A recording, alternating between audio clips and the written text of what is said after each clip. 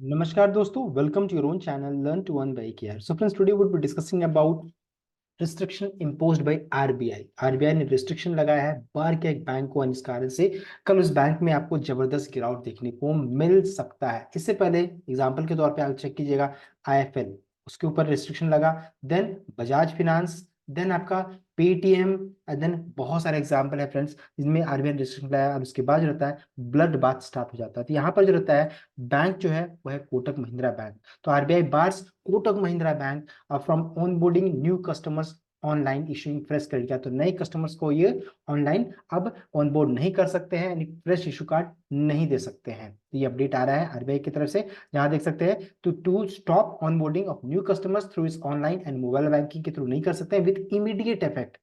Start हो चुका, immediate इफेक्टली इसको बंद करना है। And also barred the bank from issuing fresh credit card. तो फ्रेश क्रेडिट कार्ड इशू नहीं कर सकते हैं।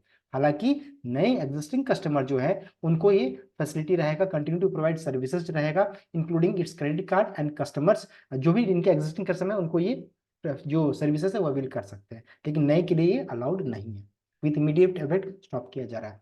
इन the absence of robust, reason क्या बताया जा रहा है कि इनके पास जो आईटी इंफ्रास्ट्रक्चर है वो रोबस्ट नहीं है। आईटी रिस्क मैनेजमेंट फ्रेमवर्क जो रहता है, जो कोर गाइडलाइंस रहते हैं उनको ये फॉलो नहीं कर पा रहे हैं। कोई प्रॉब्लम है जो आरबीआई की तरफ से यहाँ पर बताया जा रहा है कि जो प्रॉब्लम वो बताया जा रहा है, banking core banking and it's online and digital banking channels have suffered frequent and significant outage. हमेशा जो रहता है प्रॉब्लम जो रहता है सिग्निफिकेंट आउटेज, मतलब ज्यादा अगर संख्या में लोग जुड़ जाते हैं तो वहां पर आउटेज आ जाता है, रुकावट आ जाती है। इस कारण से जो रहता है रिसेंट सर्विस डिस्ट्रप्शन होता है, जैसे कि 15 अप्रैल 2024 एग्जांपल दिया गया, उस दिन उनके सर्विस में प्रॉब्लम आया and resulting serious customer inconvenience. पूरे कस्टमर को बहुत ज्यादा प्रॉब्लम झेलना पड़ा। तो इस चीज को लेकर के आरबीआई जो रहता है अब ये कड़ा कदम उठा रही है। Bank is found to be materially deficient building necessary operation resilience on account of failure to build IT system. इनका जो आईटी सिस्टम है उतना स्ट्रांग नहीं है, एंड कंट्रोल मेजर जो है वो स्ट्रांग नहीं है, and control commissionerate with is growth.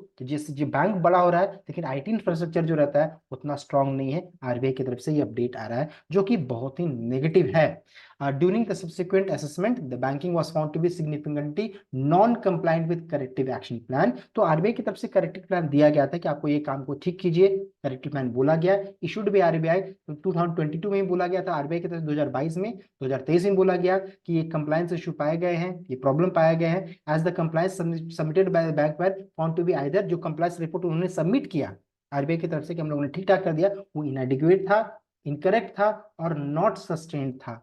तो आरबीआई की तरफ से पहले ही बोला गया था कि आप इसको ठीक कर लो, तो ऐसा कुछ नहीं पाया गया, कुछ ना कुछ प्रॉब्लम फाइंड आउट किया गया आरबीआई की तरफ से। एंड जो रिस्ट्रिक्शन जो है अभी जो इम्पोज किया गया है वो फिर से रिव्यू किया जाएगा कि इनको अलाउ किया जाएगा, क्या आएगा, restriction now imposed will be reviewed upon completion of comprehensive external audit. External audit होगा तब रिव्यू किया जाएगा, and to be commission by bank with prior approval of RBI. And ये तभी स्टार्ट होगा, कमीशन होगा, जब आरबीआई की तरफ से इनको अप्रूवल फिर से मिलेगा तब। And remediation of all deficiencies that may be pointed out in the external audit as well as observation contain in the RBI inspection to be to the satisfaction of reserve bank. तो satisfactory level पे जब रहेगा तभी फिर से commission किया जाएगा, तभी फिर से स्टार्ट किया जाएगा।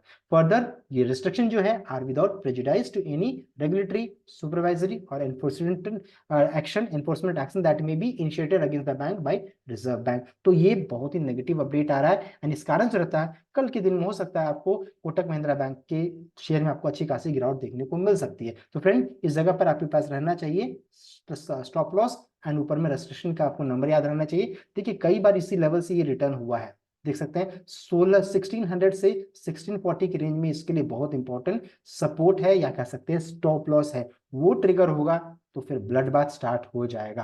तो यहाँ पर ऐसा बॉटिंग फेसिंग का काम नहीं कीजिएगा कि यहाँ पर आ रहा है इसको खरीद लेना है। पहले इसको इस जगह को अगर टच करता है तो पहले देखने दीजिए कि इसको झेल पाता है कि नहीं झेल पाता है। गिरावट हुई तो नहीं बाई करना है, और अगर यहाँ से रिवर्स होता है, सस्टेन करता है, एक दो दिन तक टिकता है, तो फिर सोचने वाली बात रहेगी। अदरवाइज अदर मैं तो बाइंग नहीं करने वाला हूं। अगर आपको करना भी है तो you need to consult your investment advisor, because इस जगह पे देखिए दूसरी बार, तीसरी बार, चौथी बार टच किया, फिर से अगर ऐसा हुआ तो इस बार ब्रेक करने का कोशिश करेगा। ऊपर में रेसिस्टेंस इसके लिए देखिए first, second, third, almost fourth and fifth बार जाने की कोशिश करा तो उससे पहले यहाँ पर रिटर्न हो जा रहा है। और मूविंग एवरेज का क्रॉसओवर अगर आप अच्छे से चेक कीजिएगा, यहाँ पर सेल साइड की ओर इंडिकेट करा, दिख रहे हैं ब्लू और रेड कलर की लाइन जो है वो सेल साइड की ओर। इसलिए आपको स्टॉप लॉस आपको हमेशा याद रखना है 1600 से 1640 की रेंज में, रेजिस्टेंस 2050 से 2100 की रेंज में। अगर कुछ भी इस न्यूज का असर ना नहीं पड़ेगा तो फिर आपको 2000 का लेवल भी दिखाएगा, और अगर न्यूज का इंपैक्ट नेगेटिव पड़ा तो 1600 तक का लेवल आपको देखने को मिलेगा। अगर वो नहीं टूटा तो फिर यहाँ से रिवर्सल होगा,